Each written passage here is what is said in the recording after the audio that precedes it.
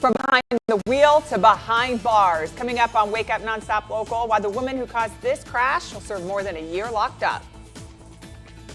And it's a beautiful start to the day today. The clouds are clearing, the temperatures are quickly warming, and we're going to continue to warm up into tomorrow. A hot start to the weekend for many of us, but changes are on the way. Details on when the showers and storms could return coming up. Also this morning, saving Salish history, how local tribes are preserving their language and traditions for future generations. Plus, the tradition at Arlington National Cemetery to honor our military members. And the ceremonies here at home honoring the men and women who gave their lives serving our country. It's all coming up on Wake Up NonStop Local. Wake up, you gotta rise to the sun. And here it comes, it's time to make the best of what you got to give. It's all about rising, and I wanna be there. This is breaking news. We start with breaking news right now. A deadly crash on I-90. Thanks for joining us. I'm Sam Adams. And I'm Kalai Chalk. Washington State Patrol says a driver died in the crash that happened at Liberty Lake and I-90 near the exit there. It happened about 5 this morning. They say a driver was going westbound, left the freeway, and crashed into the overpass. Troopers say to watch out for emergency vehicles if you're traveling in the area. Temperatures are going to be warm toward hot today across the region, and that's due to the nice sunshine we're going to get today. Mostly sunny skies in Spokane. Temperatures getting into the 70s. In fact, already by noon, we're expecting a temperature of 70 degrees. It's going to be a great day to eat some lunch outside. We'll continue to warm up to a high in the mid to upper 70s today. Winds are going to be calm and will stay dry in the Spokane area. As we hop over toward the Tri-Cities, temperatures will be even warmer. We're well into the 80s today. Winds are also going to be light. We're also going to be staying dry. The one area we're watching for a few storms and showers would be way up north near the Canadian border. But let's outline this Memorial Day weekend for you. Definitely a big weekend when it comes to travel, outdoor events. On Saturday, it's going to be the peak of this warming trend. It's going to be hot for many of us. Winds will pick up a little bit Saturday and into Sunday. That's going to elevate our grass fire danger with the hot conditions and with that little bit of a breeze sticking around. Then as we head into Monday, Memorial Day itself, that's when we're expecting our next weather system to start to make its arrival. We could see some storm and shower chances across the region, and temperatures are going to take a pretty big drop Monday and then especially into Tuesday. We're talking more about the shower and storm chances across the region coming up. Sam and Clyde. All right, Justin, thank you. Well, there's an independent investigation underway into an officer-involved shooting where a Spokane police officer killed a man in the Logan neighborhood Thursday morning. Spokane police say this started after they responded to a domestic dispute between a man and his family. We were on scene throughout the morning yesterday when this all happened. Police say they arrived to the home on the 2000 block of North Cincinnati Street, just west of Hamilton. They also say the initial call was made by another family member who told dispatchers that a man was armed with a gun and making suicidal statements while inside a home with his wife and 2 young children. Spokane police say they were able to talk to the wife through a second-story window and entered the home after hearing a struggle. Say the husband was armed, and it led to the officer shooting and killing him. The officer has been placed on administrative leave, which is standard protocol. Spokane Independent Investigative Response Team has taken over that investigation. In a crime tracker alert, a woman has been sentenced to 17 months in prison for 2 separate car crashes on the same day last June. And the first was a hit and run. The second was caught on camera.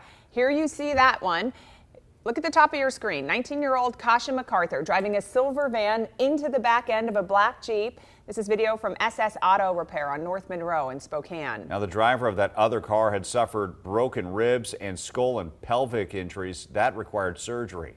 Now, the crash happened moments after another crash. MacArthur seriously injured a man in a hit and run that was near North Central High School in Spokane. Court documents say when she tried to flee from the crash, the man in the other car tried to stop her and ended up being dragged for several yards, ending up with extensive trauma and broken arms and legs. MacArthur pleaded guilty to 2 counts of vehicular assault and 2 counts of failure to remain at the scene of an accident. She was sentenced to 1 year and 5 months in prison, as well as a year and a half of probation. The federal conspiracy trial continues today in Spokane in the case of 3 ICE protesters facing federal charges from last June's ICE protest. NonStop Local's Belle Lewis is tracking the case and tells us about the witnesses who've taken the stand. Day 4 of the trial for 3 Spokane protesters did see a significant shift in the type of witness called. Now, in the first 3 days, we did see a lot of federal law enforcement agents take the stand as witnesses, but today the focus turning to local law enforcement, specifically calling witnesses from the SPD and then one deputy from the Spokane County Sheriff's Office, Britton Morgan. Now, Morgan in particular was a tense testimony, and that's because there were some early motions by the defense team for Farrell on what motions and what materials could be included in cross-examination and in questioning. So we knew that going into today. Now, Deputy Morgan and the witnesses from the SPD looking specifically at the later events in the day around the red van, which again, this is footage that we got on that day on June 11th in that area. Now, one of the witnesses, Sergeant Caleb Sullivan from the SPD, described the SPD's early attempts to create a space for the detainees to enter that van. Later, the SCSO talking about their impact in that time in that space. Now, this included taking a look at body cam footage showing skirmish lines, taking a look at how they were interacting with protesters during that time. And during cross-examination, defense focusing on de-escalation tactics. These have been long days in court, taking a look at very specific pieces of evidence, which I brought to you over the last couple of days. But I wanted to take a closer look at what this government's burden of proof is here in this case. According to the court documents, first on June 11, 2025, they must prove beyond a reasonable doubt that there was an agreement between 2 or more persons to prevent by force, intimidation, or threat any officer of the United States from discharging any of his official duties, and that the defendants joined in the agreement knowing of its purpose and intending to help accomplish that purpose. Of course, whether that burden has been met will be up to the jury, but we're still seeing some, as Judge Rebecca Pennell called, high emotions, specifically looking at some of these early testimonies. Of course, this process has taken significantly longer than originally expected by the government. We could still be hearing testimony from prosecution into next week, but we're going to continue to follow this case. Reporting in Spokane, I'm Belle Lewis, NonStop Local. The Salish School of Spokane broke ground for a new building and cultural center along the Spokane River off Wistocks Way. It aims to preserve the Salish language. There are only 2 to 4 people who speak fluent Colville Salish. The new facility will expand to teach 125 students by fall of next year. Yesterday's ceremony focusing their mission on revitalizing the Salish language, with the school saying it hopes now to train dozens of new teachers so they can speak and teach the language fluently. I was asking blessing on this land and asking blessing on the mission of the Salish School of Spokane in protecting and revitalizing our Salish languages here in the Pacific Northwest. Center will also feature a 33-acre park serving as an outdoor classroom for Salish traditions in the large conservation area near the river. Time is 7:37. Time to take a look at those local news headlines from the Tri-Cities and Yakima. Here's Colby and Brad. New reports show dozens of water fountains, faucets, and sinks across Tri-Cities schools had to be replaced after testing found elevated lead levels in drinking water. The testing is part of a statewide requirement aimed at finding and fixing problems in schools built before 2016. In some cases, the results were well above the state's immediate shutoff threshold. In Kennewick, the district tested more than 1,000 fixtures and found 11 that exceeded the state's immediate mitigation level. Pasco School District replaced 23 fixtures district-wide, including several at Pasco High School. One classroom faucet tested at 212 parts per billion, more than 14 times the level requiring immediate shutoff. Richland School District found just 2 fixtures above the state action level. District leaders say most elevated results were tied to individual fixtures, and fixtures that test high are taken out of service immediately, then replaced, repaired, or retested before students can use them again. The Rosa Irrigation District Canal is shutting down for 10 days, leaving farmers from Yakima to Benton City scrambling to keep their crops alive. Farmers who depend on the Yakima River have faced repeated droughts and early shutdowns in recent years. Now, with the canal water set to run dry by the end of the weekend, growers are forced to rely on contingency plans to survive the latest disruption. Minimal impact right now, a little bit better supply forecast for this year. Still got quite a bit of concerns about how the rest of the summer is going to play out. The last 2 years we've shut down right exactly at this time in May for 10 days. Revel went on to say data centers are not using Yakima River surface water, so they are not contributing to the district's water shortage. A section of Yakima's Hillcrest irrigation system is closed for roadway repairs and drainage work. The closure impacts the area between South 19th Avenue and South 16th Avenue from West Arlington Street to Bonnie Doon Avenue.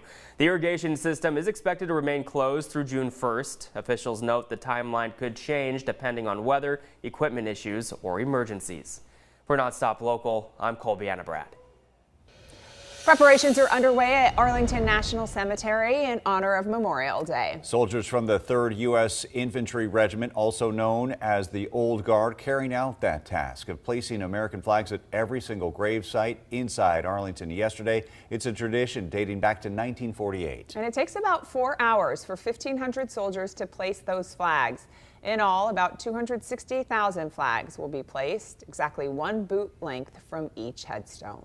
And tomorrow morning, we'll be hosting a very special help center, helping our veterans play in the upcoming Northwest Golfers for Warriors Golf Classic, formerly known as the Dan Kleckner Classic. I'll be helping take over the reins this year. Yeah, the tournament itself is in August, but we're raising money so that veterans can golf for free. And you can call in or scan the QR code on your screen to make a donation. And we'll have that Connect Center up for you tomorrow morning, 7 to 10 a.m. Thank you for your consideration. And everybody out there, of course, thank you for your service as well. Yeah, we talk a lot about the differentiation between Memorial Day, remembering those who died serving, and then Veterans Day, remembering those who did serve. But there's a correlation because so many of those veterans who are still with us, those that you'll meet on the golf course, lived through something and watched their brothers and sisters give the ultimate sacrifice when they were in the war zones. And with that, when you make those donations today or tomorrow morning, if you're able to do so, if you have somebody in your life who served our country, who is no longer with us, to make that ultimate sacrifice, we want to put their name up in your honor with a picture of them, and we'll have that up on the golf course coming up this August at Downriver. All right, Sam's filling the shoes of Dan Kleckner, a really important role, what used to be known as the Dan Kleckner Golf Classic, most importantly, serving those veterans. Absolutely. All right, much more to come. We'll be right back. Welcome back to Wake Up NonStop Local. Thanks for hanging out with us on this Friday. I hope you're headed into a great weekend here. If you're doing some traveling for this Memorial Day weekend, wanted to give a quick look across the nation for some of those temperatures. We're at least going to kick off the weekend with, no surprise, really hot down toward the desert southwest. 96 today in Phoenix, 95 up toward Las Vegas. As we look toward the northeast, though, we were highlighting that area earlier in the week for how hot it was. Temperatures were in the mid-90s for areas like Boston and New York. They got quite a bit of rain, though, over the last couple of days, and now it's much cooler. They will definitely take those 60s, a little bit of relief compared to those 90s that they were just dealing with. Let's talk about our weather, though, here in the inland northwest. We're continuing to warm up right now. Temperatures in the 70s in eastern Washington and North Idaho. Areas like the LC Valley, though, and into central Washington, we are headed into the 80s today, and we are going to get even hotter into tomorrow. Many of us into eastern Washington and North Idaho join that 80-degree club tomorrow. The winds do pick up a little bit, though, starting tomorrow and continuing into our Sunday. That's a sign that the next weather system is going to be on the way, and it's going to get here right around Memorial Day itself. That's going to pick back up our shower chance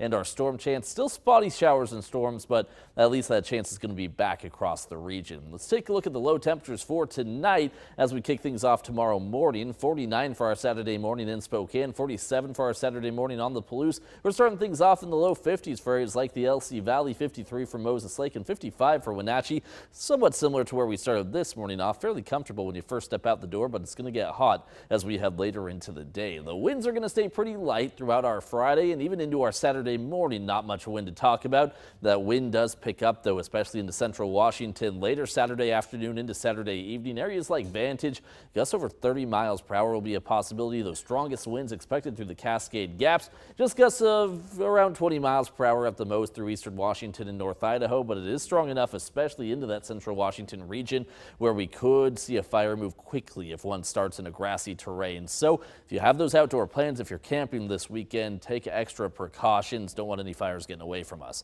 Taking a look at our futurecast model, most of us stay dry today. The one area we're watching for a few pop-up showers and storms is way up north near the Canadian border. Otherwise, we'll stay dry through Saturday and into Sunday. It's by Monday, though, that next system is going to start to make its arrival as that cold front moves through. So take a look at the upper level pattern. We see that pressure gradient tighten up as that low pressure system dives toward us. That increases that wind wind a little bit Saturday into Sunday, and then by Monday, that system's close enough to send the cold front, and it comes right over the top of us. As we head into Tuesday, we're going to take a big temperature drop Monday into Tuesday. Take a look at what that's going to look like in our 7-day forecast here. We go from 81 on Saturday down to a high of 72. Still warm on Memorial Day with that shower and storm chance. And we're dropping all the way down to a high in just the low 60s, back below average by Tuesday. As we look toward Coeur d'Alene, we are knocking on the door of 80 tomorrow, 74 for Memorial Day. Still warm out there, but then a big cool down to the upper 50s with shower chances on Tuesday. For the Tri-Cities and Yakima, we're getting close to 90 tomorrow. Don't think we're quite going to make it, but we cool down quick to start next week, dropping down to highs in the low 70s by Tuesday. Sam and Clay. Justin, thank you. The scene of that crash is now clear, a deadly crash on I-90. And that's our top story in Morning Rush. The crash happened about 5 this morning at the Liberty Lake exit on I-90. WSP says the driver was going westbound, left the freeway, then hit the overpass. An independent investigation is underway after a Spokane police officer shot and killed a man during a response to a domestic dispute in the Logan neighborhood. A family member had reported a man was armed and making suicidal statements with a woman and 2 children inside the home. Officers entering that home after hearing a struggle. They shot the man. No one else was hurt. Emergency crews responded overnight after a car crashed into a wall at the Bigfoot Tavern at the Y intersection in North Spokane. Police say the driver cut across several lanes of traffic during a medical episode. No other cars or people were hit. Dozens of water fixtures have been replaced in Tri-Cities schools after tests found elevated lead levels. Kennewick found 11 fixtures above the state's mitigation level. Pasco replacing 23 fixtures, Richland replacing 2 above the action level. And districts were able to remove those fixtures that test high until they are fixed. A man is in custody after Milton Freewater, Oregon police arrested him in an investigation involving alleged sexual conduct with minors. Police say 24-year-old Santiago Robledo Lara was arrested after detectives interviewed several alleged victims. Grand jury filed multiple felony charges. He was booked into jail. And NASCAR legend Kyle Busch has died at the age of 41. The cause of death has not been disclosed, but his family said he had been hospitalized with a serious illness just days before he was scheduled to compete this weekend in a race at Charlotte Motor Speedway. Spotify is launching a new program to give top fans early access to concert tickets. Streaming service says it'll set aside tickets for artists' biggest fans using streams and shares to decide who qualifies. Selected fans will have a limited time to purchase tickets. Program starts this summer. And preparations underway at Arlington National Cemetery for Memorial Day. Soldiers from the 3rd U.S. Infantry Regiment, known as the Old Guard, placing those American flags at every gravesite. About 260,000 flags in all, exactly 1 boot length from each headstone. Memorial Day events are planned to honor the men and women who lost their lives serving our country. Here's a list. Some of them include a 5K run Saturday at Fairmont Memorial Park and Monday a Heroes Breakfast at Heritage Funeral Home. Another popular tradition Memorial Day weekend is watching the Indianapolis 500, which, by the way, something I will be watching today, the precursor to it, the Weenie 500, is back on this year. We'll see who can give that gas the most mustard. Man, there's a lot going on. There's so much. It's literally something for everybody. All right, with that, we thank you so much for watching this morning here on the Wake Up Show as we get ready for the holiday weekend. And if you're getting out of town, just be careful. We want to see you back here on Monday morning at 5 a.m. Don't give too much mustard.